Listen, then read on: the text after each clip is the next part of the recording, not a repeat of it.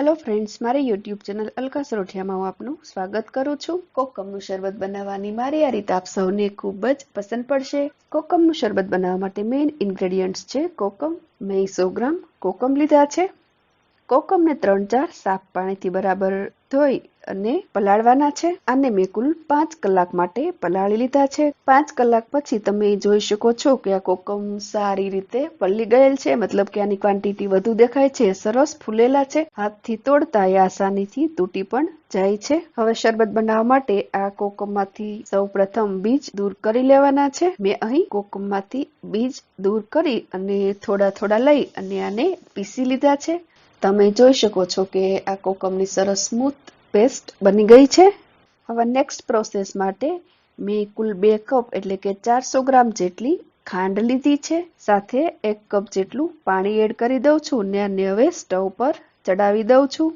હવે આ પીસેલા કોકમની પેસ્ટને એક સ્ટ્રેનરમાં લઈ અને ગાળી લઉં છું, જેથી તેનો સ્મૂથ પલ્પ તૈયાર કરી શકાય અને એમાં જો કોઈ એક્સ્ટ્રા રેસા વગેરે હોય એને દૂર કરી શકાય। અહીં જે આપણે બર્નર પર ખાંડ મૂકેલી છે એને પણ વચ્ચે મિક્સ કરતું રહેવાનું છે। અહીં મેં આ પેસ્ટને સારી રીતે સ્ટ્રેનરમાં ગાળી લીધી છે। હવે આ તરફ ખાંડ પણ ધીમે ધીમે મેલ્ટ થઈ રહી છે। ખાંડ સરસ મેલ્ટ થતાં જ તેમાં આ તૈયાર કરેલી કોકમની પેસ્ટ ઉમેરું છું। આ કોકમનું શરબત બનાવવું સાવ આસાન છે। અહીં કોઈ ચાસણી કે તારબાર જોવાનું નથી। બધું સારી રીતે મિક્સ થઈ જાય અને એને હાથમાં લઈને ચેક કરી આંગળીઓ પર ચીપકે કે ચમચા પર ચીપકે એટલું જ આને ઘટ થવા દેવાનું છે। આને 10 મિનિટ્સ માટે મીડિયમથી હાઈ ફ્લેમ પર થવા દીધું છે।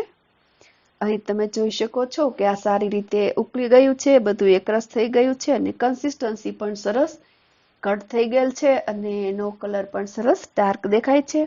આ સ્ટેજ પર એડ કરું છું 2 ટીસ્પૂન મીઠું, 1 ટીસ્પૂન સંચળ ઓપ્શનલ છે પણ એનો ટેસ્ટ સરસ આવે છે, 1 ટીસ્પૂન શેકેલું જીરું, 1 ટીસ્પૂન મરી પાવડર તેમજ 2 થી 3 ટીસ્પૂન જેટલો લીંબુનો રસ સાવ લાસ્ટમાં એડ કરવાનો છે, જેથી ખાંડમાં ક્રિસ્ટલ ન થઈ જાય।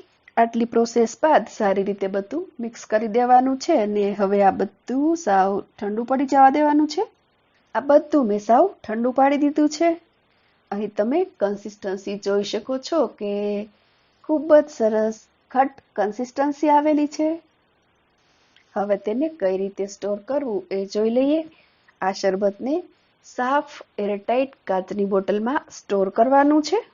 અહીં આ શરબતને મેં કાચની સાફ એરટાઇટ બોટલમાં ભરી દીધું છે।